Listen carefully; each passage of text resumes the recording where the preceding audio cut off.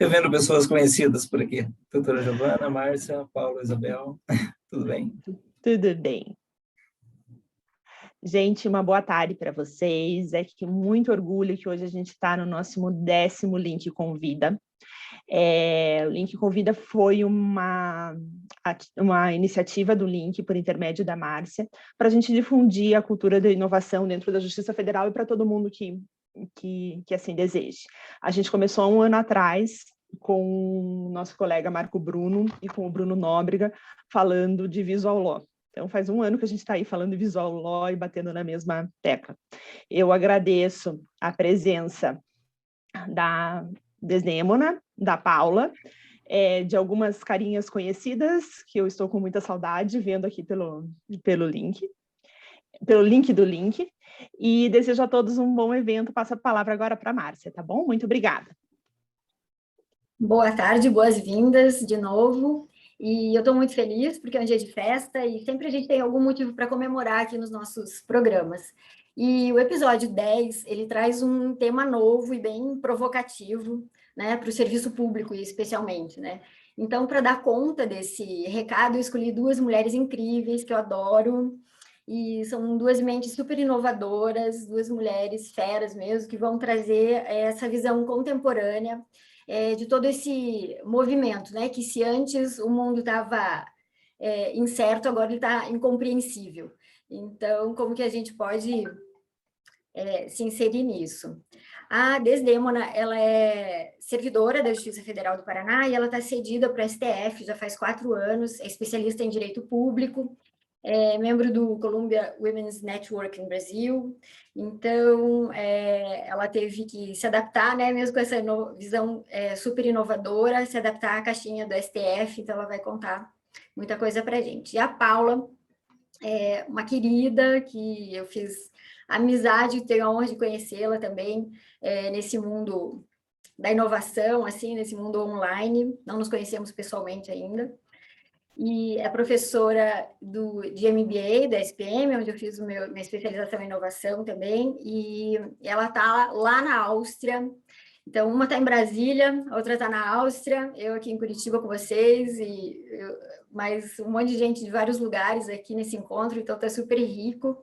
Ela é especialista também em inovação e marketing, né, e tendências, então hoje tem tudo para bombar e mexer com a nossa cabeça. Então, vamos começando.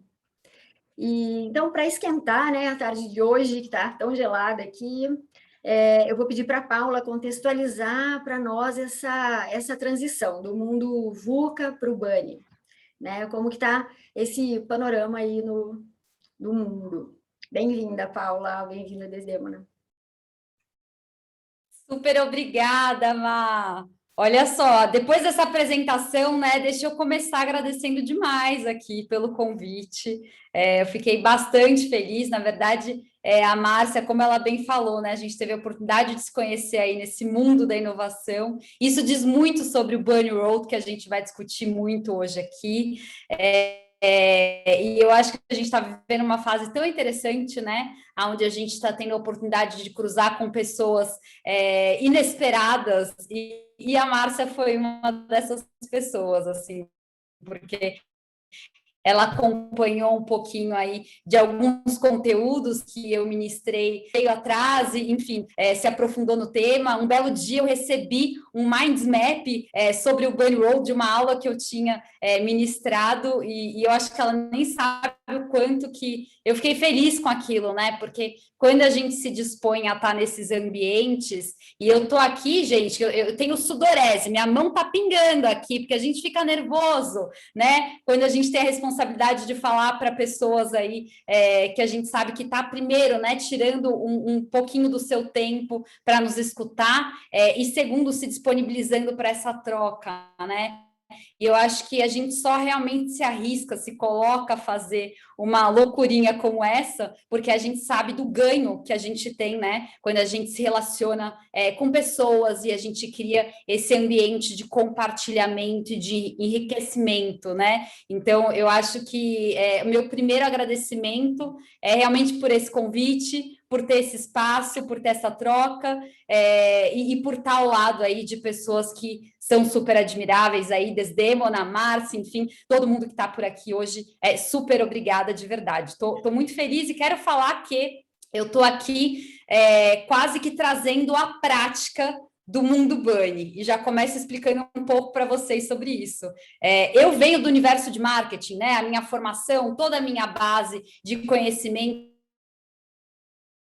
dentro da área de marketing. Eu estou acostumada a falar aí com organizações do setor privado, né? Inclusive, já me adianto e já me coloco aqui que eu não tenho nenhuma intenção de trazer qualquer juízo de valor ou qualquer conhecimento para dentro da área de vocês, muito pelo contrário, eu estou querendo aí trazer realmente uma visão transversal, né? Trazer para vocês um conhecimento que hoje está muito mais disseminado aí realmente no setor privado e que eventualmente vai poder ajudá-los, né?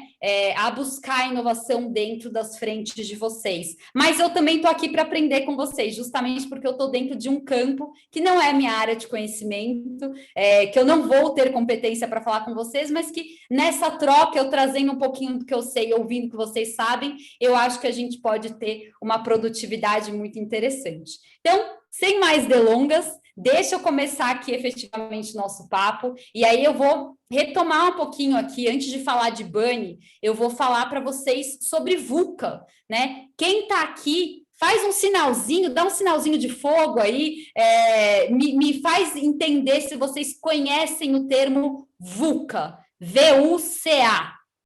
Olha o joinha surgindo aí. Conhecem? Olha ali, ó. Pessoal já apontando que conhece. Gente, eu imagino que vocês conheçam, né? Tem os mais moderninhos que já estão votando aqui, né? Já estão usando os emojis. Gente, provavelmente a maior parte de vocês já ouviu falar sobre o VUCA.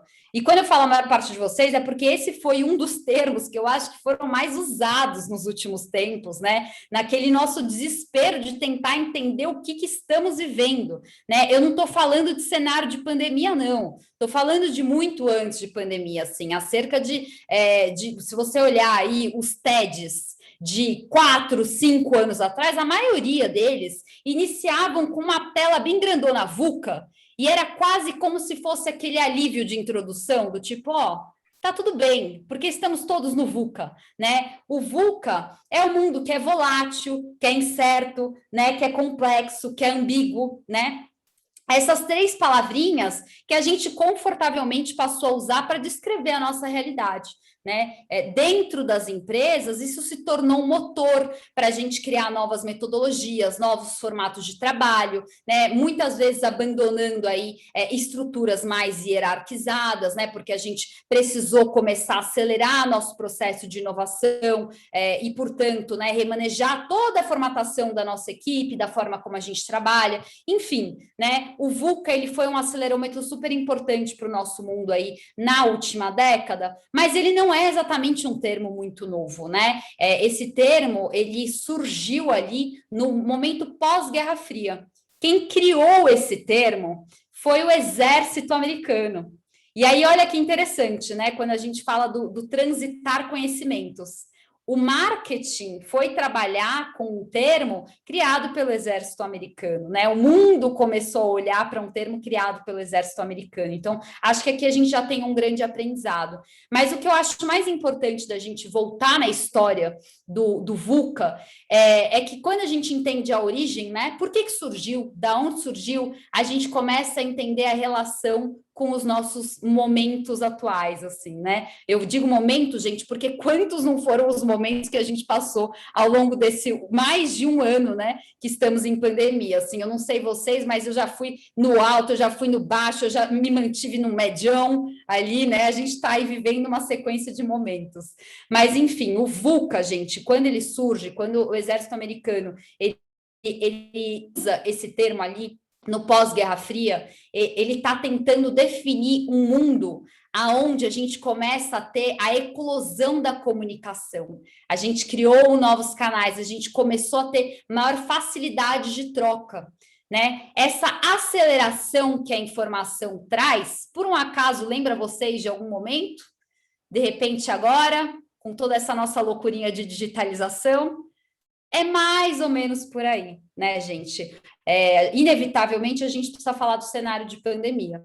Quando a gente cai ali num contexto de pandemia, onde todos nos isolamos socialmente, cada um na sua casa, e os nossos únicos canais aí de contato é esse aqui que estamos usando hoje, né? Inclusive, eu estou aqui, como a Márcia colocou, eu estou aqui na Áustria, né? Eu estou me gabando aqui, tá, gente? Que eu estou no maior calorzão, que agora a gente está no verão, e eu estou vendo vocês aí com faltou só o gorro, né? Com echarpe, com gola alta. E aí, a última vez que eu falei isso numa reunião, eu até comentei com as meninas esses dias que a gente estava falando, que eu falei, ai, nossa, tô morrendo de calor, todo mundo de casaco. Aí teve uma pessoa que falou assim para mim, Paulinha, daqui 3 meses a gente conversa, tá? Que eu vou estar aqui num frio e vocês vão estar aí no calorzão. Então, tudo passa. Inclusive, essa é uma outra lição do Mundo Bunny, tudo passa, né? Mas, enfim, gente, retomando aqui, quando a gente olha para o nosso cenário de pandemia, estamos, né, realmente dependendo dos meios digitais para estarmos conectados, né, para a gente estar em contato com o mundo, e nós somos seres humanos, a gente depende das conexões, a gente depende da socialização.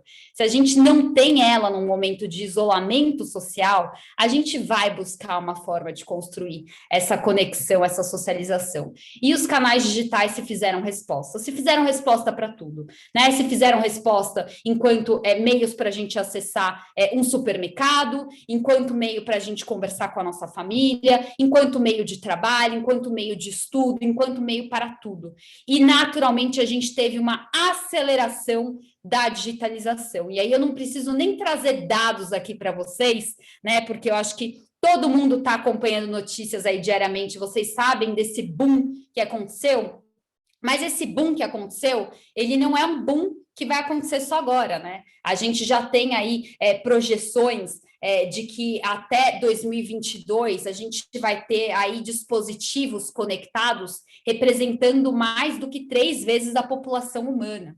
Né? Quer dizer, estamos caminhando realmente para um mundo onde o digital é um imperativo, né? E quando a gente olha para isso, a gente entende que isso significa uma grande profusão aí de informação, de dado, né? A gente começa a entender que o mundo VUCA, né? E foi exatamente esse o cenário do ano de 2020, ele já não é mais suficiente para descrever o que estamos vivendo, né? Ele não é mais suficiente para descrever efetivamente a nossa realidade. E daí que vem o termo BANI. O BANI, ele foi um termo descrito em 2018 por um futurista norte-americano, o Jamais Cássio, e ele eclodiu efetivamente justamente na pandemia, quando a gente começou a querer entender o que estamos vivendo e o VUCA realmente não estava explicando, né? Porque o que é o BANI, gente? O BANI, né, se a gente for traduzir aí para o português, se torna FANI, né? Ele é um mundo frágil, ansioso, não linear e incompreensível. Né? Então, se antes a gente falava que as coisas elas mudavam a todo tempo porque elas eram voláteis, né? Essa volatilidade fez com que a gente não conseguisse estruturar, criar raízes. Portanto, a gente tem estruturas frágeis, né? Se antes a gente falava, né, de uma grande incerteza, essa incerteza, ela nos traz para uma cena de ansiedade, né, gente? Porque quando a gente não sabe, aí pensem realmente no que vocês viveram nos últimos tempos, né? A gente não sabe para onde a gente está indo, o que está acontecendo, a gente fica ansioso. Né? E é esse o estado que o BANI traz para a gente, né? Se antes existia uma complexidade, né? As coisas elas chegavam ali por todos os lados, agora elas são não lineares, né? Elas simplesmente chegam. Você não sabe de onde vem, você não sabe para onde vai, você age naquele momento, você não sabe qual que vai ser o impacto dessa sua ação, você simplesmente precisa continuar seguindo, né? Então, mais do que complexo, a gente está falando de realmente uma realidade não linear, né? E, por fim, o que a Márcia colocou aí na introdução. Antes a gente tinha ambiguidade, né? A gente olhava para uma coisa e a gente falava, não sei se é isso, não sei se é aquilo. E agora a gente simplesmente não compreende, né? É incompreensível.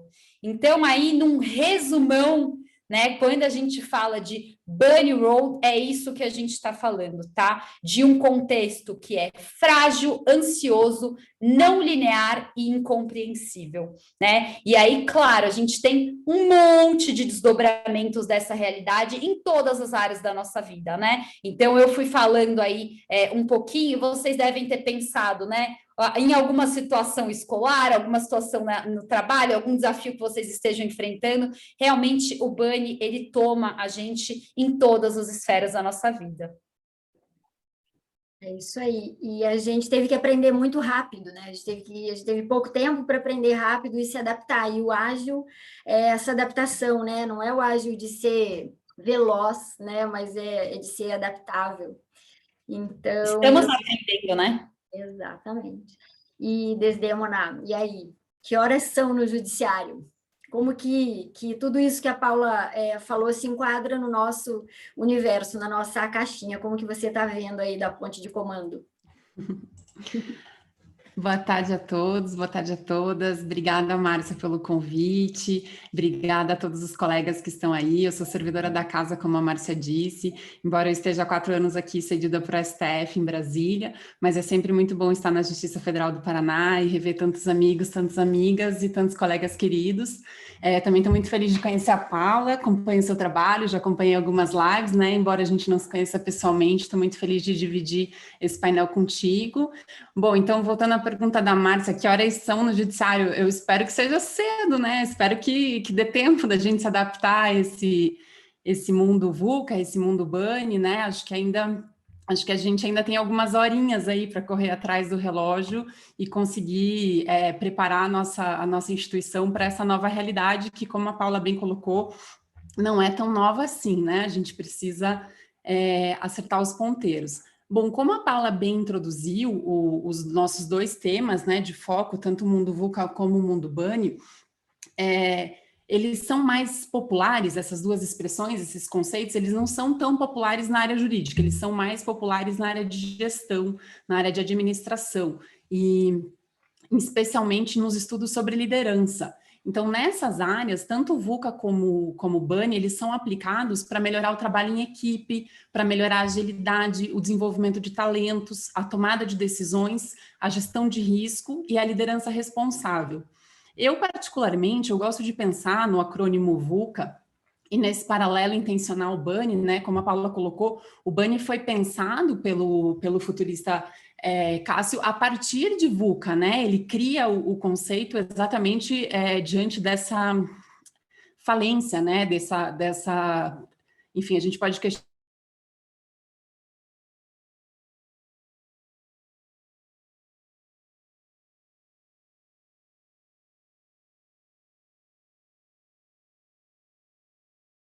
em uma só palavra as 4 dimensões do risco. Dessa forma, VUCA adjetiva o risco, né? Adjetivo substantivo risco para além de onipresente, como volátil, como incerto, complexo e ambíguo, como a Paula colocou.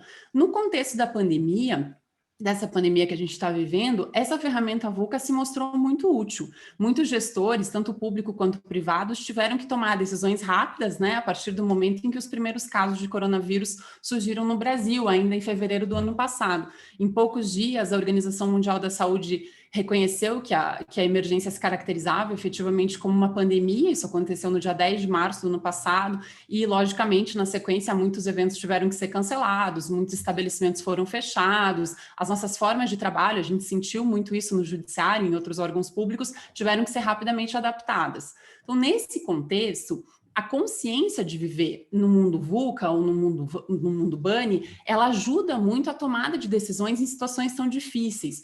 E a gente chama esse fenômeno de paradoxo VUCA. Então, quanto mais o líder conhece a volatilidade do cenário, a incerteza do mundo em que ele se insere, a complexidade e a ambiguidade das questões e das decisões que ele precisa tomar, mais preparado esse líder se torna para, paradoxalmente, não se deixar afetar pelo cenário. Então, saber de antemão que as coisas vão mudar, que essa mudança vai ser abrupta, torna possível exatamente não se deixar afetar pelas circunstâncias e levar a efeito um planejamento que seja ágil, que seja flexível, como a Márcia colocou, que seja rapidamente adaptável se um risco volátil, incerto, complexo e ou ambíguo se instaurar.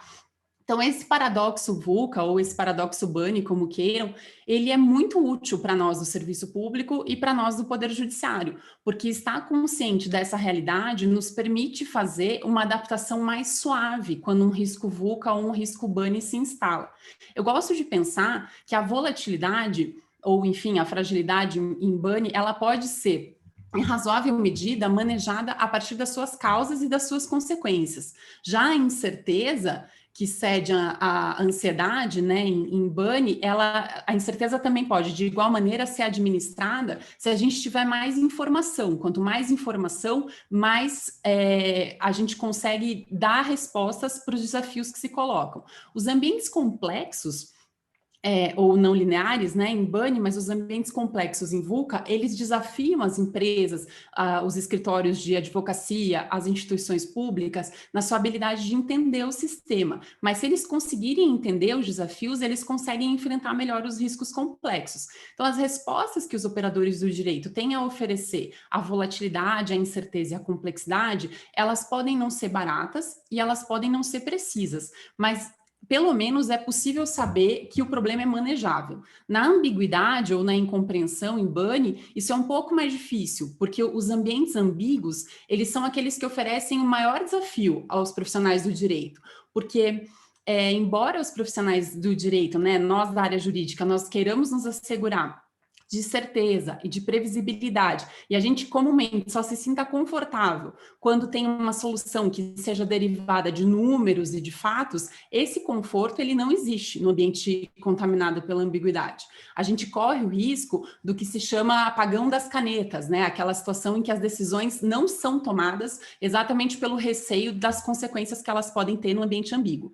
Mas a boa notícia, né? Esse cenário parece muito duro, mas enfim, a boa notícia é que os ambientes ambíguos na seara jurídica, eles não são fartos, né? O direito é uma técnica de solução de conflitos que se ampara na aplicação da lei e na tomada de decisões por autoridades cujo poder emana do Estado, né, pelos magistrados, numa estrutura que é toda engendrada para não ceder à ambiguidade. O nosso arcabouço jurídico ele é feito exatamente para não gerar ambientes ambíguos, exatamente para prever resultados, para prever desdobramentos com elevado grau de acerto, fomentando um princípio que para nós é muito caro, que é a segurança jurídica. Então, desse modo, esse ambiente dúbio, esse ambiente ambíguo ou ambiente de incompreensão em Bunny, ele não é desejado nem desejável pelos profissionais do direito. E essa característica, embora ela possa tornar o direito resistente à inovação, né, que também é um fato que a gente observa e que eu tenho certeza que vocês no link se defrontam com essa realidade todos os dias, apesar desse lado negativo, digamos assim, que torna o direito resistente à inovação, ele também protege o direito dessa ambiguidade. Então, acho que essas são umas ideias para a gente começar a pensar em como abordar essas realidades do mundo Bunny, do mundo VUCA, por nós do poder público e do poder judiciário. É complicado porque, né, a inovação ela precede a lei, né? Então a gente não pode esperar que a inovação esteja regrada, porque ela não vai estar, e é esse aprendizado, a inovação, né? Essa agilidade. Então eu queria saber, assim, aproveitar, né, que a Paula está aqui, e eu sei que você tem eu chamo do kit de sobrevivência, né, para o mundo Bunny, que são as 5 habilidades que o profissional, o servidor inovador, ele tem que ter para ele poder sobreviver. Então, a gente está aqui querendo saber aqui como a gente consegue esse kit. Todo mundo querendo saber a receita desse bolo, né? Eu também estou querendo, a gente vai descobrindo, na verdade. Mas, olha, se me permite, até antes de responder a sua pergunta e a gente falar um pouquinho sobre essas competências, é bacana que a Desdemona ela foi colocando, né? E como eu falei, não é um campo aonde eu atuo, né? Eu estou aqui realmente exercitando o Bunny Road, que diz para a gente sair do nosso status quo a todo momento, se a gente quer buscar inovação, né? É aquela velha e boa história, né? A gente não vai conseguir resultado diferente fazendo as coisas da forma como a gente costuma fazer, né? E para a gente fazer diferente, a gente precisa visitar outros campos, né? Outras áreas, né? Isso daqui não sou eu falando, não, era a Einstein falando isso para a gente há um bom tempo. Mas engraçado porque aquela história também, né? Quando a gente fala de mãe, que só muda o endereço, né? Gente, setor público, setor privado, assim, no final das contas, o que tem por trás desses ambientes, né? São pessoas. Portanto, os problemas, eles são os mesmos, em contextos diferentes, né? E aí, eu acho que uma coisa que, com todo esse cenário, esse contexto que a Desdemona traçou aí brilhantemente, que eu achei super bem digerido, na verdade, assim, uma análise muito bem resolvida dessa evolução do VUCA e para o Bunny, que coexistem em muitos momentos, né? E que se assenta aí na área de vocês, que eu acho que talvez o maior desafio, né, dentro da história toda do Bunny, é que ele exige um equilíbrio que é quase não natural, né? Se a gente parar para pensar, a gente precisa ter muita resiliência, né? Porque se está tudo mudando o tempo inteiro, se a gente não for resiliente, aliás, né, gente, o quão resiliente não estamos sendo há mais de um ano, não é mesmo? Então, assim, se tem um fato dessa nossa realidade, é a necessidade da resiliência. Ao mesmo tempo, a gente precisa ter, né, essa flexibilidade, essa adaptabilidade, para a gente justamente conseguir ir acompanhando os movimentos que são realmente cada vez mais acelerados e voláteis, né? E aí, como é que a gente encontra um equilíbrio, né, entre essa resiliência que exige da gente essa postura mais dura, né, as regras, a lei, o que precisa ser feito, como foi feito até hoje, e ao mesmo tempo qual que é o novo, como é que a gente vai passar a fazer daqui para frente, até onde eu posso ceder, até onde eu vou realmente trabalhar em cima do que é a lei de ontem, né? Como é que eu crio essa balança? E aí eu acho que como muitas das coisas na nossa vida, em ordem pessoal, profissional, ou seja, enfim, qualquer consideração, eu acho que o grande equilíbrio dessa história está no propósito, né? Porque quando existe um propósito, a gente sabe não o que precisa ser feito, mas o porquê precisa ser feito, né? E quando a gente entende esse porquê, a gente tem visão, né? Muitas vezes o saber só o porquê vai nos fazer conseguir resolver alguma coisa ali mais pontualmente, mas não nos manter na sequência daquilo que a gente precisa realmente fazer, né? Então, se tem uma primeira palavra que eu queria deixar aqui como uma reflexão muito importante, é realmente o propósito, assim. Questionem-se todos os dias. Por que eu estou fazendo isso? Para onde isso está efetivamente me levando? Porque se você sabe esse porquê, certamente você vai ter uma visão. E aí, quando você tem visão, né, é o que a Desdemona falou em relação à informação. Nada te abala, porque você consegue ir além, né? Quando a gente não tem visão, qualquer caminho se torna um caminho. E aí, talvez a gente escolha o caminho errado, porque vários vão passar na nossa frente, né? Então, eu acho que o propósito nos traz um centro e uma resiliência e, ao mesmo tempo, nos permite ser flexível, porque se a gente sabe muito o que a gente é, o que a gente quer e para onde a gente está indo, a gente pode dar uma escapadinha, a gente pode conhecer o novo. Opa, não, vou voltar. Conheci, entendi, não é para mim, estou voltando. Né? Isso nos dá realmente maior maturidade para lidar com esse cenário, né? Era o que minha mãe me falava quando eu era mais nova. Minha mãe me falava assim: olha, filha, eu não ligo se você. A minha mãe é do interior, então ela falava dos trombadinhas, que na cidade dela, pessoal que mexia com droga, que fazia as coisas erradas, eram os trombadinhas. Eu falava assim: ah, minha filha, eu não ligo se você está com os trombadinhas, se você está com as pessoas de bem, porque eu sei que você tem a cabeça no lugar. E eu acho que é mais ou menos isso, né? Você consegue lidar com todos os cenários quando você tem a cabeça no lugar. E para mim, a cabeça no lugar é o propósito, é para onde você está indo, né? Mas então, gente, olha, se deixar, eu fico falando de propósito aqui um tempão, porque é um assunto que eu realmente estou muito imersa, até por uma questão de autodescoberta aí, que eu acho que é tão importante no mundo de hoje, né? Mas olha só, não estou querendo me prolongar para não passar a fórmula para vocês, não. Eu só quero falar que não é uma fórmula, não é uma receita de bolo, mas existem sim alguns caminhos que a gente pode traçar. Quando a gente entende mais, né, do Bunny, a gente começa a entender como que a gente vai contornar ele, né? E aí eu deixo aqui para vocês algumas dicas, né? A primeira habilidade que a gente precisa conseguir desenvolver se tratando do Bunny, né, é a habilidade de resolver problemas complexos. E eu acho que isso é muito óbvio, né? Porque se a gente está falando de um cenário onde a gente já conseguiu explodir com a complexidade, a gente está aí na não linearidade, a gente precisa entender que todos os dias vai chegar um problema novo na nossa casa. E a gente vai precisar buscar novas formas, né? Ou até mesmo conhecer novos princípios para resolver esses problemas. Né? Então, a gente entender, incorporar que todos nós passamos a ser resolvedores de problemas, porque é assim que o mundo está caminhando, né? Assim que o mundo está evoluindo, a partir dos problemas que surgem todos os dias, e uma vez que a gente resolve eles, a gente encontra uma solução para fazer diferente, para fazer melhor e mudar a nossa sociedade. A gente precisa incorporar o ser resolvedor de problema como algo positivo. Então, mais do que resolver problema, queira resolver problema, entendendo que esse vai ser o caminho para a construção, né?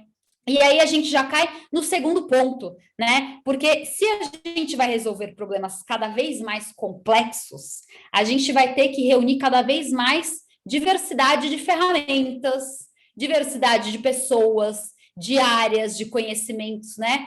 E não à toa estamos aqui juntos. Eu vindo de uma área completamente diferente e esbarrando aqui com vocês, que estão me trazendo aprendizado, eu estou trazendo os meus e a gente vai trocando. Porque é só assim que a gente vai resolver coisas realmente complexas. Se a gente abrir o nosso universo, expandir os nossos horizontes, né, para outras áreas. E para isso, a gente vai ter que ter, muitas vezes, uma atitude ali de gerenciador, né? Porque você vai ter que gerenciar várias áreas, vários conhecimentos, né? Você vai ter que reunir aí muitas frentes para conseguir solucionar esses problemas complexos, né? E aí, claro, uma vez que você está diante aí uma diversidade de pessoas, uma diversidade de informações, muitas delas que não necessariamente você vai ter plena competência para julgar, né? Você vai ter que desenvolver um pensamento, um olhar crítico, né? E isso, gente, eu acho que já está muito claro, né, no mundo de hoje. Porque quantas informações, a começar pela própria pandemia, né? Não chegou na nossa mão e a gente falou, gente, mas não é possível, será? Né? O tempo inteiro a gente recebe mensagens que a gente precisa conseguir entender. É verdade? Não é? É fake news? Né? A gente precisa conseguir ter esse olhar crítico para tudo que chega até nós. Porque não necessariamente vai ser uma coisa que a gente vai usar, não necessariamente vai ser uma coisa que vai interessar para a gente, né? Não necessariamente vai ser algo que a gente vai ter que usar em todos os contextos. Esse discernimento do pensamento crítico, ele é muito importante em um mundo de tanta complexidade. E aí eu quero dar uma dica aqui, né? Para a gente desenvolver o pensamento crítico, a gente precisa estar muito afinado no saber criticar e ser criticado. Vocês sabem que eu atuo em uma empresa cuidando das frentes de marketing e pessoas, né? E eu chamo de pessoas porque o termo recursos humanos, particularmente, é um termo que eu não acredito muito, né? E é muito engraçado, porque quando a gente olha para o cenário Brasil, né, e a gente olha para a gestão, e a Desdemona puxou aí esse ponto que é super relevante, né? O poder da gestão, da liderança, né, no mundo de hoje, para nos trazer visão, nos trazer o norte, enfim, é uma coisa muito difícil dentro das empresas, no Brasil principalmente, a questão de feedbacks. Você desenvolve pessoas a partir de feedbacks. Mas a gente tem muita dificuldade, não só de dar o feedback, como de receber o feedback. Porque em muitos momentos a gente leva o feedback para o lado pessoal, né? Quando eu falo assim, olha, esse trabalho está ruim. Em muitos casos, o que a pessoa lê? Eu sou ruim, não o meu trabalho. A gente leva muito para o pessoal. Então, eu acho que existem fórmulas, né, para a gente fazer isso. Para quem não conhece, eu indico aí o estudo da comunicação não violenta, que é uma teoria super importante, que pode nos ajudar muito aí na construção de relacionamentos, enfim, o que nos ajuda muito a entender como que a gente está criticando e sendo criticado, para a gente construir o nosso pensamento crítico, né? Para a gente conseguir entender de tudo que chega até a gente, o que tem valor, o que não tem, como eu vou usar, onde eu vou usar, né? Bom, passando um pouquinho aí o pensamento crítico, acho que eu falei aqui no começo, a minha intenção de daqui hoje, né? Eu tô sim querendo espalhar um pouco mais do Bunny, porque eu acho que ele traz muita clareza para a nossa realidade, mas mais do que isso, eu tô sendo um pouquinho egoísta. Eu tô aqui porque eu preciso praticar o Bunny, né? E o Bunny, ele diz sobre o aprendizado constante. Né? Se vão chegar novos problemas para a gente todos os dias, né? Se a gente vai precisar de fato inovar, dar um próximo passo, que significa fazer alguma coisa nova todos os dias, a gente vai precisar entender que o aprender e o desaprender é algo que faz parte da nossa rotina, do nosso dia a dia, né? E eu vou falar uma coisa para vocês, gente. A maior dificuldade desse passo aqui, que é o que a gente chama, né, do lifelong learning, a gente viver uma vida baseada no aprendizado constante, né, não está ali na criança que está aprendendo a ler e escrever. Aliás, observem, né, se você tem filho, se você tem neto, se você tem criança por perto, observa o quanto a criança, ela aprende rápido. Ela aprende rápido porque ela está aberta para aprender, porque ela quer aprender. Né? Porque ela não tem dimensão do quanto ela sabe do que ela não sabe. Ela simplesmente está vivendo, né? E às vezes a gente precisa retomar um pouco desse nosso espírito de criança, porque a gente vai construindo um conhecimento ao longo da nossa vida que muitas vezes enrijece as nossas bases. O conhecimento, ele tem muito valor, mas ele não pode nos fazer achar que ele é tudo, porque muitas vezes o que você sabe até hoje, a partir de hoje, já não é mais uma verdade. E você precisa conseguir desconstruir isso, porque senão a gente não vai dar um próximo passo. Então, a maior dificuldade aqui, quando a gente fala de lifelong learning, não é a criança, não são os mais jovens, né? Muitas vezes a gente critica, porque a geração Z, que não quer nada com a vida, que sei lá o quê. Não, vamos entender o que essa geração está querendo dizer para a gente. Será que a gente que não está muito resistente para entender uma nova realidade, uma nova imposição do Bunny, né? Será que a gente que não está, de repente, com algum medo, alguma insegurança de desapegar de um conhecimento que a gente já tem, né? Então, isso é muito importante. A gente dá, sim, valor para o que a gente construiu até aqui, entendendo que vai ser uma base para a gente continuar construindo com novos aprendizados, né? E eu acho que, para mim, gente, de verdade, o aprendizado constante é o que mais me desafia. Só que uma vez que você aprende, que todos os dias você tem que aprender, isso se torna uma premissa do seu dia. Então, naturalmente, você incorpora, sabe, o dia a dia de aprendizado, isso é muito gostoso, né? Eu acho que só o fato da gente estar aqui hoje, reunido, querendo entender um termo novo, já diz bastante, e isso me motivou muito a estar aqui hoje. Quando a Márcia me procurou, quando ela me contou sobre todo esse projeto de trazer realmente termos novos aí, que vão fomentar a inovação dentro de uma área que pode realmente nos ajudar tanto enquanto sociedade, falei, caramba, que interessante, já tem muita relação com o mundo Bunny, né? E por fim, gente, o final ele parece o mais simples, mas é o maior desafio do mundo de hoje, né? A gente está falando aí que o Bunny, ele se consolidou bem ou mal em função de uma aceleração gigante, né, da digitalização, portanto, a gente está falando de tecnologia, a gente cada vez mais com isso daqui como uma extensão de nós mesmos, né, a gente achando muitas vezes que a tecnologia vai revolucionar o nosso mundo, e ela vai sim, mas antes dela eu preciso dizer para vocês, quem vai revolucionar qualquer coisa são as pessoas que estão por trás da tecnologia. A tecnologia, ela só faz sentido quando ela é meio e não quando ela é fim. Ela só faz sentido quando ela está sendo pensada, projetada, programada por pessoas, né? Em muitos momentos, né, no nosso mundo, eu acho que a gente teve algum conflito de até mesmo criar máquinas, criar tecnologia para trabalhar para a gente, né, a nosso favor, né, para ser mais produtivo, para render mais, né?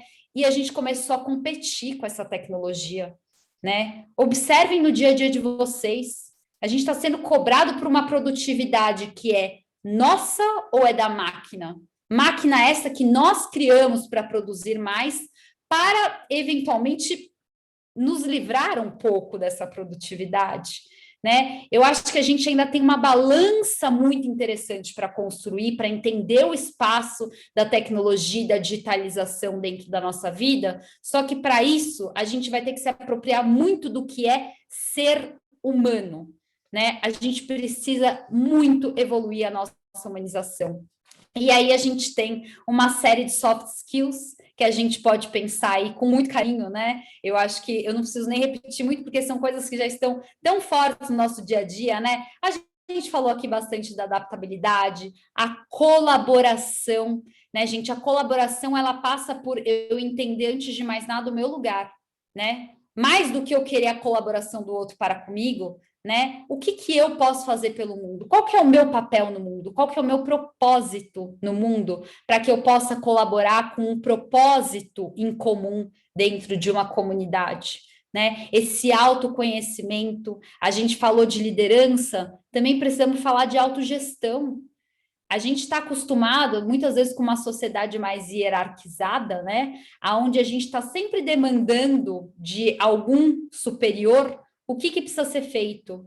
E eu acho que a gente, como sociedade, precisa entrar em um passo mais colaborativo, de entender o que cada um de nós precisa fazer, né? Antes de eu buscar alguém para me responder o que eu preciso fazer, o que eu posso fazer, né?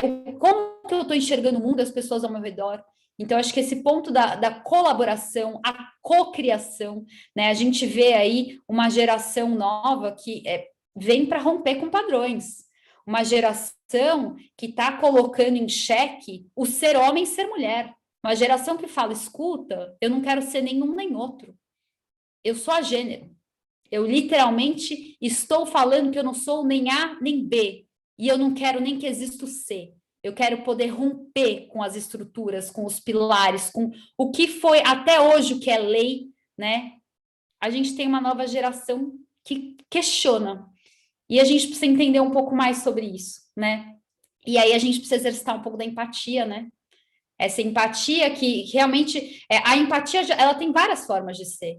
Nem sempre a gente vai conseguir se colocar no lugar do outro. Mas a gente entender o que o outro sente pode ser um início. Ou melhor, a gente entender o que o outro sentir exige de nós também pode ser um princípio. Mas o que eu acho mais importante é a compaixão. É a gente não só entender o que o outro sente, ou, enfim, de alguma forma incorporar isso, mas a gente colocar isso como um tudo nosso, né? O que eu posso fazer com o que o outro está sentindo? Como que eu posso aliviar a dor do outro? E a gente está cheio de dores no mundo, né, gente?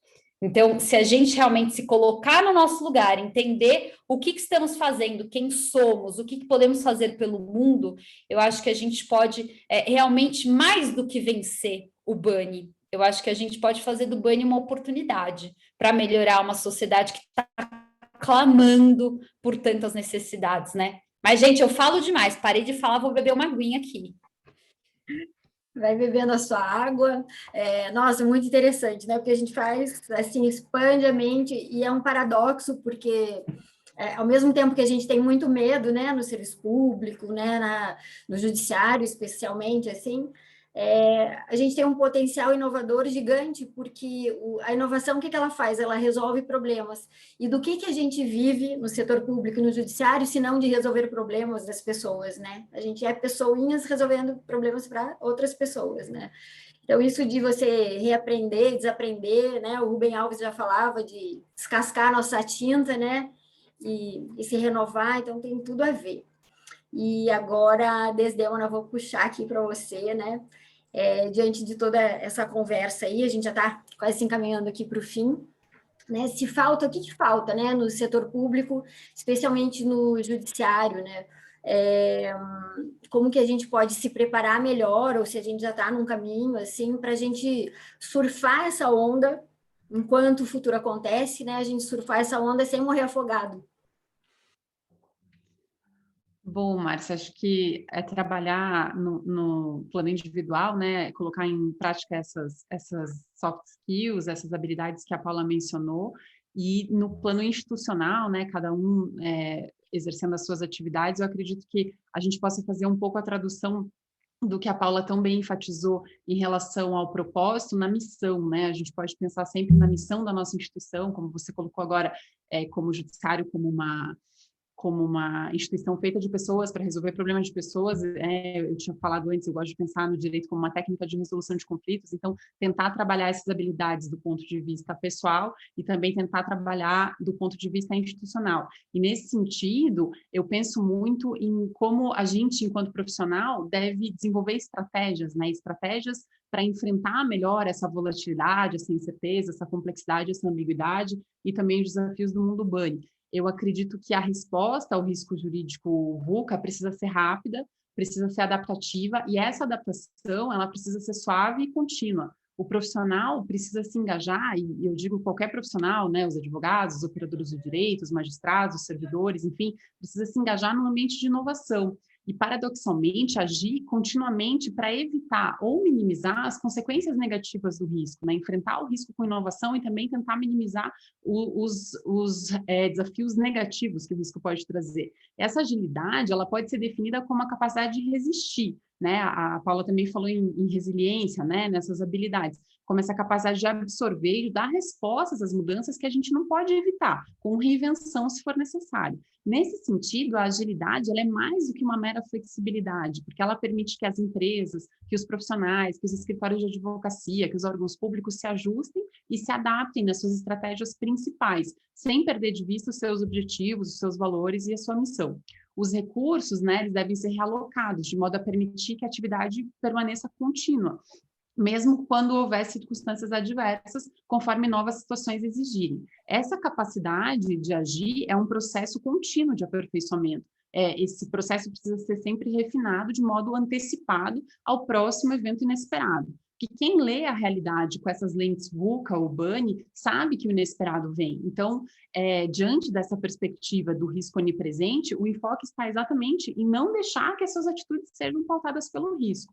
Os advogados e os demais profissionais da área jurídica, eles são conhecidos por sua postura conservadora, né? Isso é um lugar comum até de falar. E não é nenhuma crítica, né? Dizer que os profissionais do direito tendem a ser conservadores não quer dizer... Não digo isso com um tom de crítica, eu digo isso apenas como uma constatação, porque o direito é, em alguma medida, uma ferramenta de manutenção do status quo, e essa postura, ela é muito útil quando o ambiente é estável, mas quando a volatilidade se faz presente, as equipes que trabalham com direito precisam mudar de postura e passar dessa evitação do risco para um modo de agir que seja estratégico e, por vezes, empreendedor. Nesse sentido, a volatilidade legal deve ser enfrentada com preparação prévia. As decisões tomadas em ambiente volátil, elas precisam ser rápidas e elas precisam ser precisas. E para isso acontecer, a organização tem que estar preparada com antecedência, desenvolvendo uma cultura de inovação nas equipes, empoderando os advogados, empoderando os servidores a tomar decisões confiantes e a desafiar as ideias cujos riscos sejam maiores do que os benefícios. A gente sabe que a gestão de crise hoje é uma habilidade muito necessária para qualquer organização de médio porte, né? Já é um clichê falar que as crises são tão inevitáveis quanto a morte e os impostos. Então, preparar as equipes para responder a essas crises precisa ser feito com antecedência. As equipes precisam estar treinadas antes que a crise se instale. E quando as empresas, quando os órgãos públicos, eles se preparam para essa volatilidade, eles poupam tempo e poupam custos. Nesse sentido, um exemplo muito comum é das companhias aéreas, que sempre tem um plano de emergência, né, para o caso de um acidente grave acontecer, né, isso em relação à volatilidade. E a incerteza, né, voltando para o segundo elemento de VUCA, como é que a gente enfrenta a incerteza no âmbito jurídico? Eu acredito que ela pode ser enfrentada com informação. para evitar a incerteza jurídica, é preciso que os órgãos públicos, que os escritórios, que as empresas desarmem as barreiras que impedem a informação de circular. Na burocracia em geral, e mesmo em órgãos privados, é comum haver instituições altamente hierarquizadas, né? A Paula também mencionou isso. Esses vários níveis de acesso à informação podem tornar essa reação à incerteza lenta e ineficiente, exatamente em razão do déficit de dados. Então, quando aqueles que detêm o conhecimento jurídico estão engajados e são tratados como parceiros e envolvidos nas decisões centrais, é só quando isso acontece que eles podem responder à incerteza e que o órgão ou a empresa vai obter o máximo dos seus recursos jurídicos, né, para o bom manejo dessa incerteza e para o atingimento dos resultados almejados. É por isso que as empresas multinacionais, por exemplo, precisam gerenciar não apenas um, mas vários sistemas jurídicos, porque, enfim, atuam em países diversos e precisam, às vezes, lidar com jurisdições conflitantes, de modo a combater a incerteza jurídica. E a complexidade, né? Como é que a gente enfrenta? Em termos VUCA, uma instituição responde à complexidade jurídica por meio da reestruturação das suas operações, de modo a espelhar essa própria complexidade e responder às complexidades que ela mesma enfrenta. O compliance é um bom modo de manejar essa complexidade.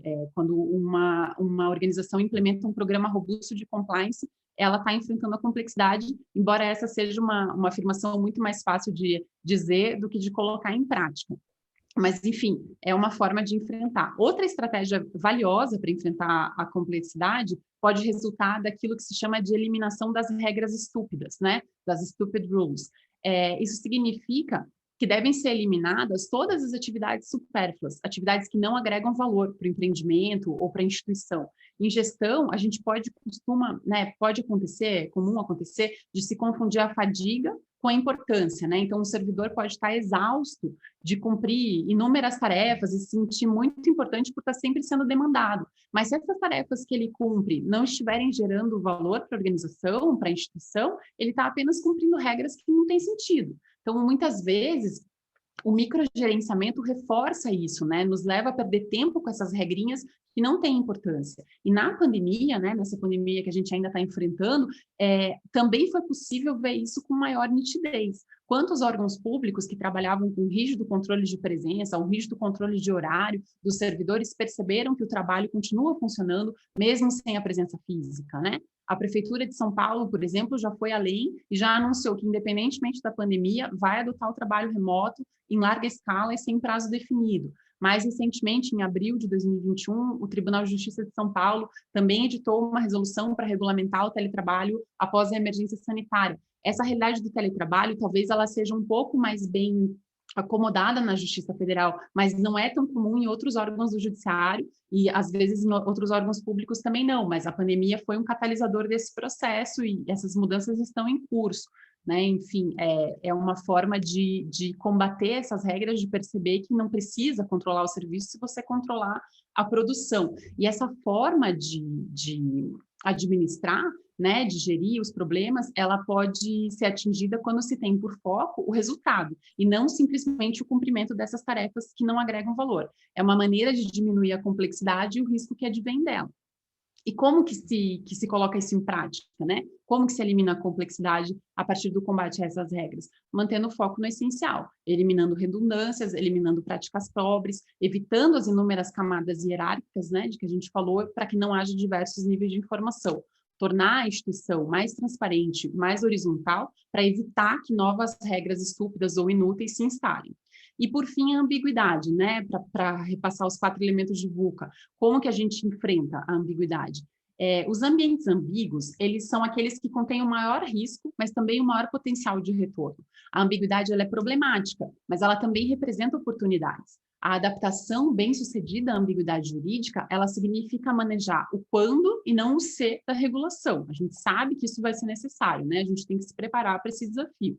É preciso, portanto, evoluir de um design à prova de falhas para uma exposição ao risco à prova de falhas. É uma estratégia baseada na experimentação do risco, que é contraintuitiva, porque ela é contraditória com o nosso impulso de evitar o risco jurídico.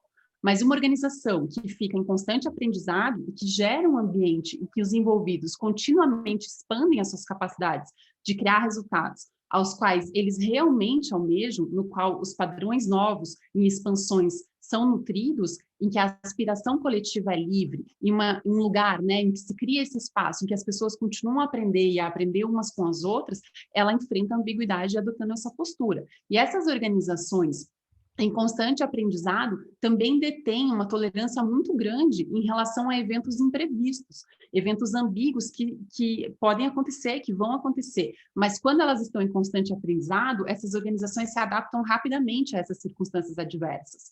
O ambiente jurídico, ele em si mesmo é um exemplo poderoso de força instável, né? A gente tem o tempo todo mudança legislativa, mudança de entendimento jurisprudencial, a gente tem que lidar com isso, com essa força instável. Mas as empresas e as instituições que adotam o VUCA legal, que aprendem a trabalhar com essa lente para ler a realidade, em vez de evitar o risco, elas podem usar os seus recursos jurídicos para capturar valor, para gerenciar o risco e para promover a inovação. E certamente a Justiça Federal do Paraná já dá grandes passos nesse caminho, com a própria existência do Laboratório de Inovação, com a adoção, né, do Design Thinking, para implementar diversas estratégias e para colocar em prática outras iniciativas. Então, acredito que essas estratégias, junto com as habilidades sobre as quais a Paula nos falou hoje, podem ser colocadas em prática para a gente surfar melhor essa onda aí, Márcia. Olha, se me permite, Márcia, fazer um comentário aqui. Desdemona, obrigada pela aula. É incrível, assim, realmente, ter a oportunidade de estar mais próximo de uma área que me afeta diretamente, mas que eu não estou imersa em termos técnicos de conhecimento. E eu achei muito curioso, porque ao longo da sua fala, a Isabel comentou aqui, né, temos muito medo de errar. E aí, de novo, eu vou repetir para vocês, não é diferente do setor privado, né? A gente aprende a fazer as coisas de um jeito e a gente vai fazendo, né? Porque nos dá segurança o fazer mais do mesmo. Mas aí eu queria trazer uma provocação que eu não queria ter que trazer para vocês, mas que eu vou precisar falar. Que esse medo de errar nesse momento realmente não tem muito como fugir, porque não é só uma questão que eu acho que está óbvia para vocês, e até pelo que vocês já puderam ver até aqui em termos de inovação, né? Não existe inovar sem a gente abrir mão do medo de errar, ponto, né? Agora, mais do que isso, a gente vive uma realidade onde você fazer o que você está fazendo de forma contínua e todos os dias, em algum momento vai significar necessariamente que você está errando. E isso é muito duro da gente entender, porque é aquela coisa que, assim, o que você tem, tudo que você tem de segurança, você se dá conta de que não vai te levar para segurança a lugar nenhum, né? Então, esquece a segurança, gente. Ela não existe, ela não faz parte mais do nosso mundo. E aí comece a tentar lidar com um cenário de constante instabilidade. E entenda que isso é produtivo, que isso é gostoso. Aprenda a lidar com isso de modo que isso não te traga ansiedade. Reduza o impacto da ansiedade, mas ela vai estar ali. Porque também é a ansiedade que, no momento que a gente precisa agir, nos traz, sabe aquela forcinha que a gente tem quando a gente está ansioso, né? Aquele poder de ação, é a adrenalina que a gente precisa, e a gente está precisando agir demais. Então, nesse momento, canaliza, né? A Desdemona falou essa palavra, ela é tão importante, canalizar. Canalizem a energia da ansiedade que você está vivendo nesse momento, porque senão você não faz parte do mundo que a gente está habitando. Canaliza para o poder de ação. E essa ação, ela precisa ser uma nova ação a cada dia, né? Então, acho que a gente tem tantas coisas para romper dentro do dia a dia de vocês.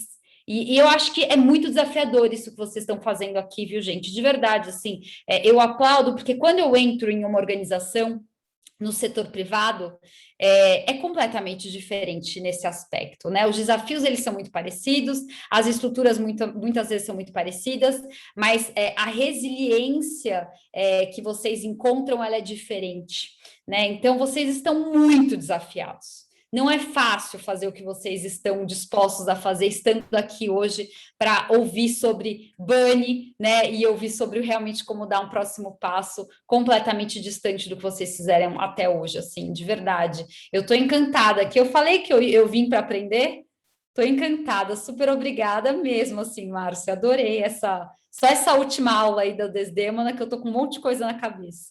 Viu? Que bom, vocês são incríveis, ó, os comentários são os melhores aqui, todo mundo gamado aqui em vocês, e é bem isso, assim, eu acho que a gente trabalha muito aqui, né, na inovação, no laboratório com isso, e das nossas premissas é o apetite a risco, né, então é o risco e o erro, mas não é o erro leviano, né, isso que a gente tem que deixar claro, assim, para as pessoas, que não é o erro leviano, é você errar rápido e acelerar o aprendizado rápido para consertar, para iterar, né, para pivotar todos os nossos processos, enfim. Então, por exemplo, no encontro de laboratórios, né, foi mencionado isso, de você...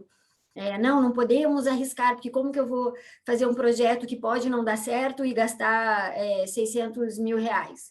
Tudo bem, só que se ele der errado, você está deixando de gastar 100 milhões, né, num projeto que talvez você fosse comprar do modo tradicional, o que não teria uma solução viável, que não fizesse muito sentido para nós, para os usuários, enfim, e quantas vezes já aconteceu isso no serviço público, né? De inventar um projeto sem teste, e daí se gastou lá vários milhões de reais, porque não gastou aqueles 60 ou 600 mil, que é uma quantidade enorme, mas se você for, né, ver a proporção, você consegue proporcionar mais valor público com menos dinheiro, né? Então, não é o erro leviano, né? Não é o risco leviano, né? Esse cálculo aí.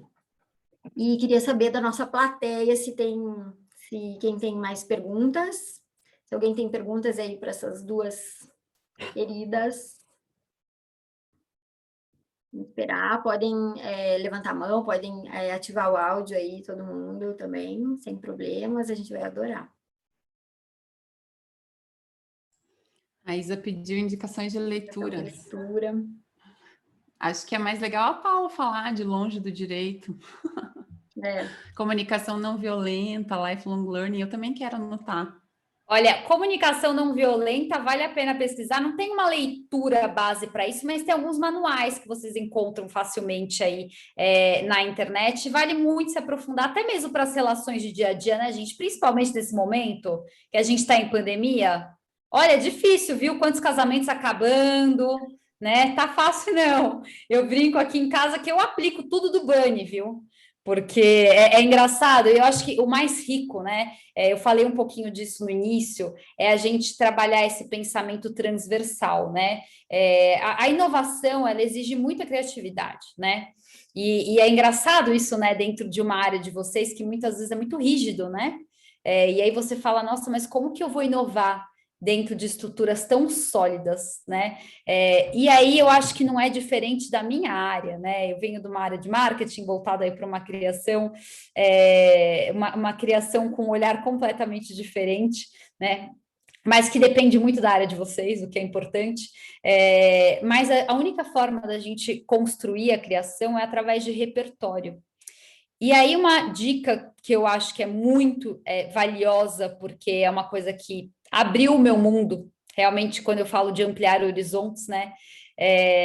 Eu acho que é a gente exercitar mais da escutativa. É muito bacana quando vocês pedem indicação de leitura, porque bem ou mal vocês estão querendo ouvir mais do mundo, né? Querendo aprender mais de fato, e esse é um princípio muito básico, como a gente discutiu aqui. Mas para mim, assim, eu acho que não tem uma forma melhor da gente aprender do que com o outro, né? Inclusive, eu, quando me desafiei a me tornar professora, e é uma missão muito incrível que eu encarei assim para minha vida, eu falo que eu fui egoísta, que nem eu estou sendo estando aqui hoje com vocês.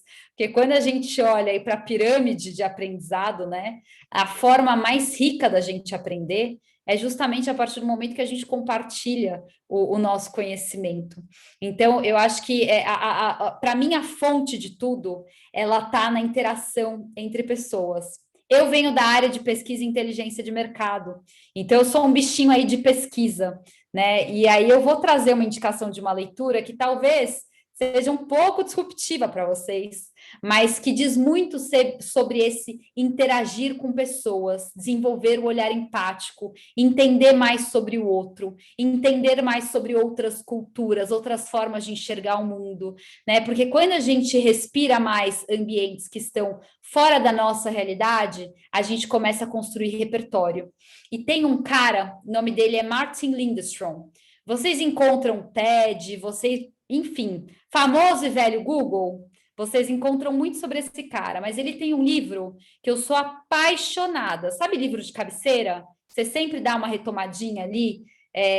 Quando eu preciso relembrar, né, um pouco do que ele ensina sobre o olhar para a cultura dos outros e imergir em um ambiente diferente do seu, eu dou uma retomada nesse livro. Ele se chama Small Data. E, basicamente, é um livro onde ele dá aí uma volta ao mundo e ele vai mostrando como a gente tem várias pistas para enxergar e construir conceitos em relação às pessoas, em relação à forma como elas se comportam, né? Acho que a gente está num mundo que já existem tantos julgamentos, né? A gente aponta tanto ali.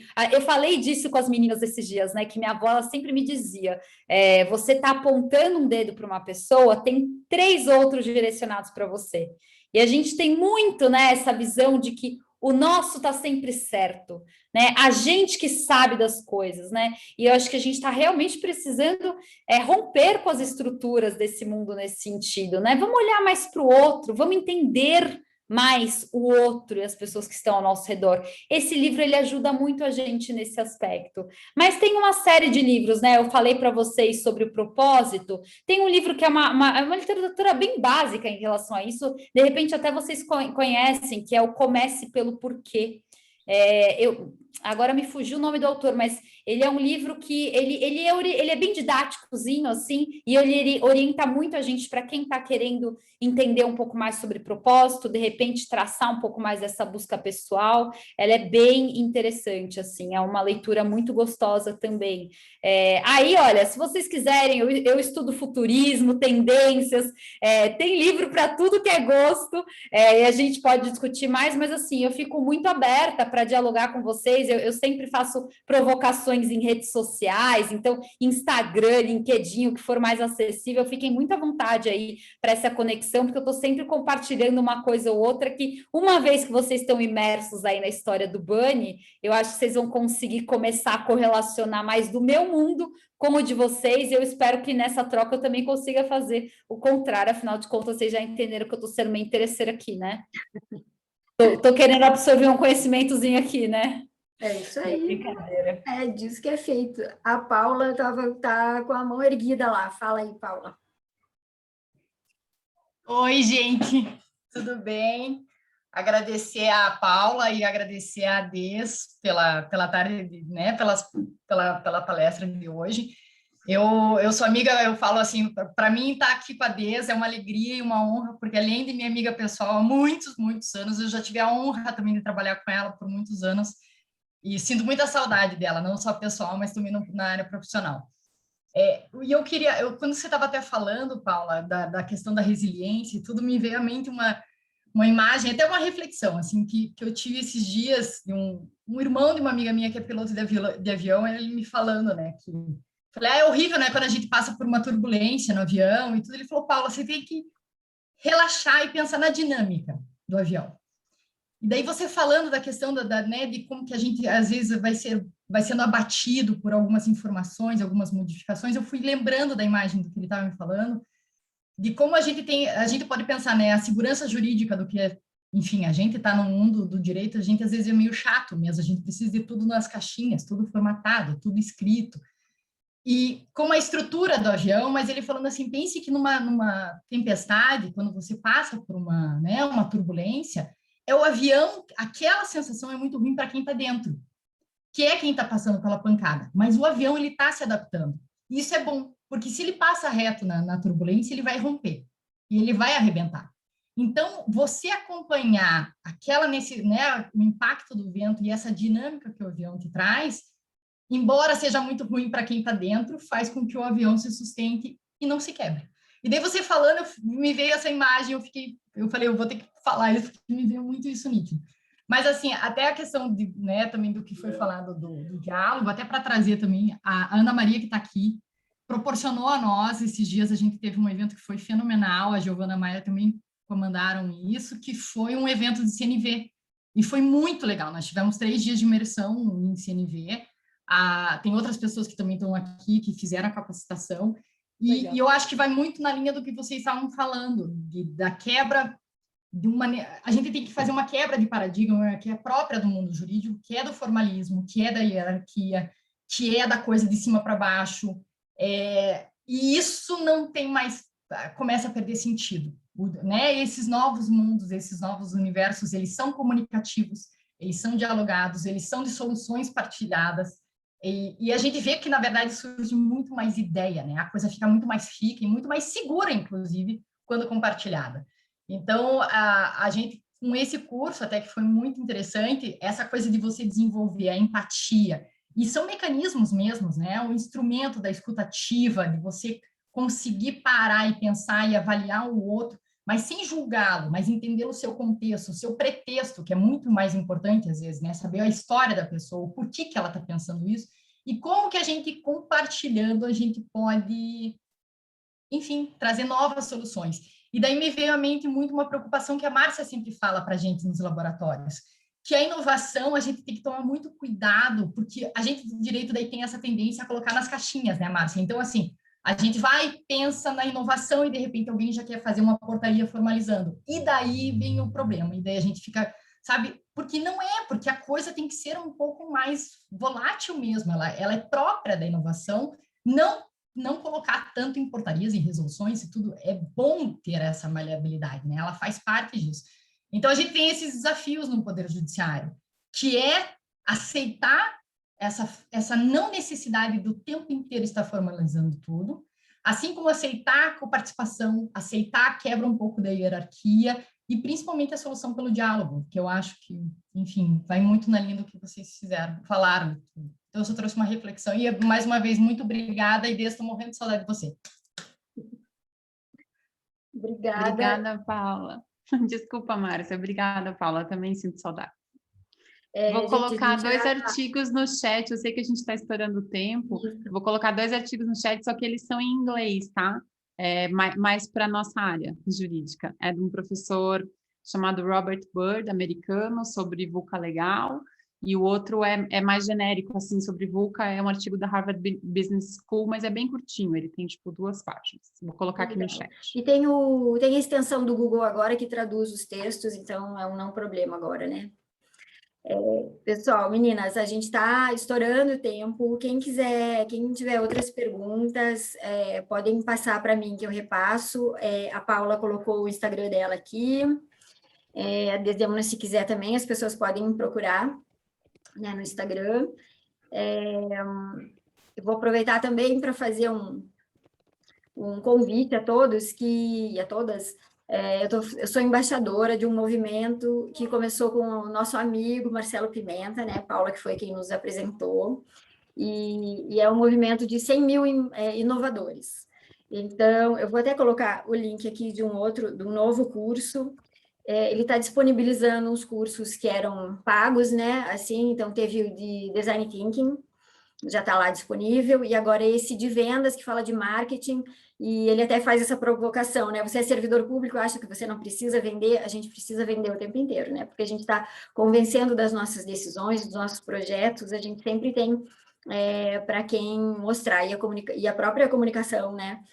Empática, eu acho que é redundância falar, né, que se a comunicação não for empática, não é comunicação, então, mas tudo tem a ver com esse marketing e vendas e tudo mais.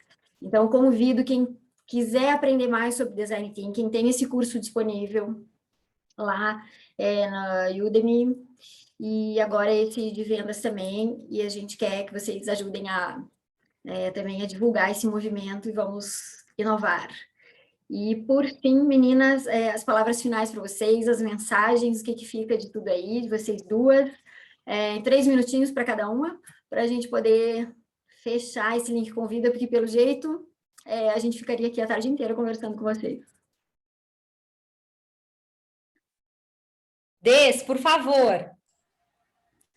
Eu quero só agradecer a Márcia, agradecer a doutora Giovana, aos amigos e amigas aí, Isabel, a Isabela, Paula, Kate, Fábio, Marina, todo mundo, Silvana, e também deixar como reflexão apenas essa perspectiva de ter o VUCA e o Bani com a gente, assim, né? Saber, eu até comentei com a Paula e com a Márcia quando a gente estava preparando esse evento, que para mim é muito útil saber que existem categorias, né? Que existe alguém que já pensou nesse nosso mundo, às vezes tão difícil de compreender, como volátil, incerto, complexo e ambíguo, ou como frágil, ansioso, não linear e incompreensível, porque às vezes a gente pensa que é uma sensação nossa, mas não é uma sensação nossa, né? As coisas já vêm numa aceleração. Esses dias eu li num livro, acho que até que foi indicado pelo Arthur Atala no outro evento que vocês fizeram do link sobre gestão de tempo, ele falou de um livro de um coach sobre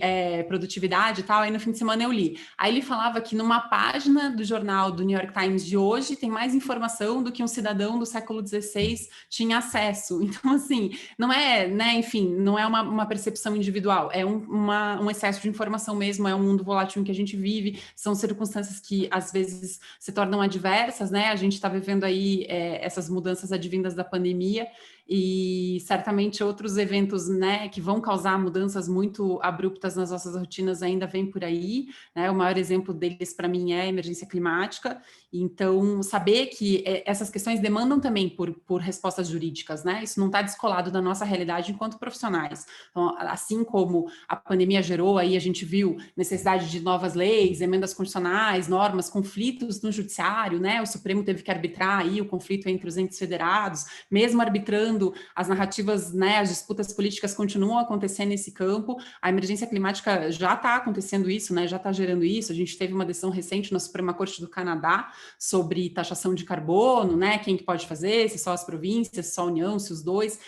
Faz pouquinho tempo também, acho que uns 2 meses, saiu uma decisão da Suprema Corte alemã numa ação que foi ajuizada pelo Fridays for Future, exatamente sobre isso, sobre a insuficiência das medidas que os governos estão aplicando. Assim, essa não linearidade, né, o exemplo que o Cássio usa é exatamente o da emergência climática, os fenômenos climáticos que a gente vive hoje, né, Curitiba está aí há quanto tempo com rodízio de água, são consequências de emissões de carbono que aconteceram décadas atrás. Então, às vezes, a gente pensa nessa volatilidade jurídica, nessa complexidade, nesse descolamento entre as causas e as consequências dos fenômenos, mas isso já está acontecendo, né? Essas questões já estão dadas. A gente aqui no STF tem ações, enfim, que vão causar impactos nessas questões. Recentemente, na semana passada, saiu um levantamento da Fundação Ford e do Instituto do Clima sobre o volume dessas ações no Brasil, e 85% delas, das ações que questionam políticas envolvendo o clima, estão concentradas aqui na Suprema Corte. Então, essas questões estão dadas, o Judiciário vai ser chamado a arbitrar sobre elas, e a gente não pode perder de perspectiva que enfim, a complexidade legal, a volatilidade legal, a não linearidade desses fatos, eles estão imbricados, né? Ninguém que vá trabalhar com isso, nenhum julgador pode mais se excusar dessa realidade, e isso não significa ficar no mero consequencialismo jurídico, né? Então, como mensagem final, a minha ideia é que a gente mantenha essas preocupações com a gente, assim, né? Não fique uma coisa distante, que a gente consiga trazer tanto as soft skills, tanto essa perspectiva de estar sempre aprendizado, que acho que vocês estão exercitando super bem aí no link, no dia a dia do ponto de vista pessoal e também do ponto de vista institucional, para esses grandes problemas, esses problemas que vão precisar de bons resolvedores de problemas para ser resolvidos, para a gente continuar aí, né, na nossa missão. É isso, pessoal, muito obrigada, foi um prazer estar com vocês. Obrigada.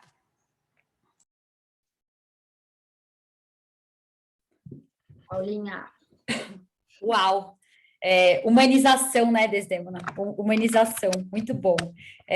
Olha, faço das palavras de Desdémona as minhas palavras, dentro aí de todo esse contexto ao que me cabe. Agradeço demais também, gente, muito rico para mim poder estar em um ambiente aqui como esse. Márcia, obrigada por me puxar, por falar, não, Paulinha, vamos sim, é um contexto novo, vai valer a pena. E aí a gente entende bastante do movimento de trocas, né? A gente puxa um, que depois puxa o outro, e é assim que nasce, né, Paula, que você bem colocou aí, dentro do que você trouxe, o movimento colaborativo. Eu achei incrível o que você falou aí do avião, porque eu acho que é muito do que a gente sente, né, quando a gente está passando por um momento de transformação como esse. Gente, acho que assim, o que o mundo Bunny nos diz? Estamos em transformação. Fato, ponto. Qual que é a única preocupação que você tem que ter nesse momento? Em não estar se transformando. Porque se o mundo todo está em transformação e você está do mesmo jeito, tem algo de errado, né? Então, eu acho que esse tem que ser o nosso ponto de partida. Eu acho que vocês comentaram aí bastante no chat, né? O Bunny, o VUCA, eles são amigos, né? Vamos abraçá-los. Por quê? Eu acho que a partir do momento que a gente se vê numa cena de transformação, a gente tem a oportunidade de abandonar aquilo que não faz mais sentido, né? A gente fala de estruturas falidas, e eu acho que vocês entendem muito sobre isso, né? Quantas coisas a Desdémona traçou aí, uma série de considerações, né, em coisas que são prolixas, coisas que não estão fazendo sentido, que não estão agregando, né? E agora talvez seja o momento da gente realmente descartar, da gente deixar para trás, da gente criar algo novo que faça mais sentido, né? E a gente também tem a liberdade de criar algo novo, a gente falou, né, do medo de errar, e de descartar no dia seguinte, se aquilo também não fizer mais sentido, né? Então, eu acho que é sobre essa liberdade, né, que eu acho que a gente precisa pensar bastante, né? E essa liberdade, eu acho que para vocês em especial, é muito importante. A Desdémona falou aí sobre sustentabilidade, que é um pilar que eu acho que é tão claro hoje na nossa sociedade, mas tem uma série de outros pilares aí que dizem muito sobre uma nova geração que está nos falando muito sobre a liberdade, sobre a importância do posicionamento, né? Que eu acho que a gente precisa estar muito inserido. Muito inserido mesmo, a gente entender o que está acontecendo no mundo e como que vocês vão, como pessoas e pessoas que fazem parte de um propósito maior e de grande relevância para a sociedade, se posicionar diante de cada uma dessas questões que estão transformando o mundo. E aí eu acho que a primeira resposta é exatamente o que a Desdémona trouxe aí para a gente, né? A humanização. Diante de qualquer decisão que vocês tenham que tomar, diante de qualquer cenário que vocês precisem ler, né? Entendam o quão humano vocês estão sendo versus o quão máquina vocês estão operando. E busquem muito a humanização. Façam leituras que sejam verdadeiras, né? Entreguem aquilo que para vocês faz sentido enquanto pessoas.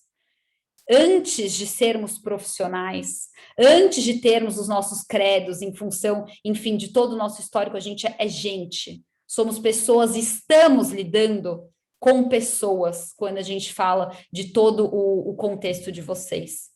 Então, vamos ser humanos.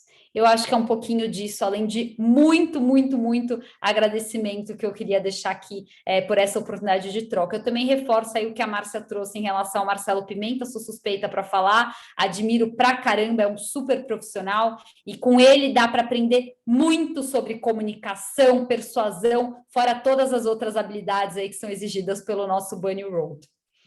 Muito, muito obrigada, pessoal. Meninas, obrigada de novo pelo tempo de vocês. Quero passar para a nossa boss, para a Giovana, fazer o encerramento. Mas agradeço muito por vocês terem aceitado, e a gente teve que mudar o horário do nosso programa, que sempre é por volta das 4 horas, e foi incrível, porque deu para conciliar as agendas, o fuso horário e tudo. Fiquei muito feliz e convido, né, vocês para acompanharem, e convido todo mundo aqui para usarem o link, né, para pedirem a nossa ajuda, se a gente puder, para a gente, dentro dessa transformação, vocês descobrirem conosco o nosso potencial de inovação, né? A gente faz coisas pequenas, né? Tem até um ditado que fala, pessoas simples fazendo pequenas coisas em ambientes menores, conseguem um potencial de inovação enorme. A gente vai fazendo essa onda e eu espero que vocês estejam sempre com a gente. Valeu! Não, eu só agradeço, Desdemona, agradeço, Paula, pelo tempo de vocês, pela disponibilidade. A gente sabe que não é apenas essas 2 horas, 1h30, 2 horas que a gente teve aqui junto, todo o evento demanda uma preparação, e eu agradeço o tempo de vocês, a disponibilidade, o estar aqui conosco, que vocês realmente estavam presentes, né, se prepararam. Agradeço a Márcia também, né, pela iniciativa, pelo companheirismo, e o que ficou para mim, tipo, de mundo Bunny, mundo VUCA, é que a gente precisa se adaptar também, né, porque desde a gente viu um episódio recente aqui na Justiça, que as pessoas, elas precisam se adaptar e elas precisam entender que o mundo mudou, o mundo não cabe mais nas caixinhas, e mesmo essas caixinhas que a gente acha que elas são, assim, são caixinhas diferentes, nem mesmo essas caixinhas têm umas divisórias ali dentro que elas se mesclam e são confusas. E a gente só tem que entender isso, né? E entender que existe essas pessoas diferentes, realidades diferentes, para melhor atender o público e melhor exercer a nossa função, né? Que é resolver conflitos. Eu não sei qual de vocês duas falou que a gente tem que resolver problemas, não sei se foi a Paula ou foi a Des, e aqui a gente é pago para isso no judiciário, né, para resolver problemas. E a gente tem que arranjar formas de resolver cada vez mais e melhor esses problemas. Então, eu agradeço a vocês e desejo uma boa tarde aí, tá certo? Um bom restinho de semana, certo? Um beijão e fiquem bem. Bom, tchau, tchau. Até. Tchau, Tchau, gente. Obrigada. Obrigada, valeu.